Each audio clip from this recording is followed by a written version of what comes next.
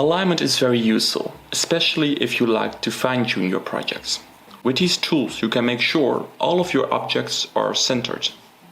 To access this option, you can go to Window and then head over and click on Align. Then this tab will pop up. Now select your object and click on the Align buttons to move the object to central aligned spots around the artboard.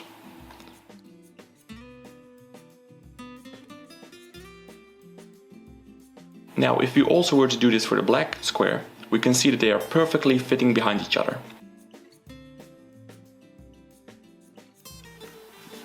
Now, you might also want to have a shape being perfectly centered in another shape. So in this case, we're just going to draw a red box, and we want the red box to be perfectly centered in the white box.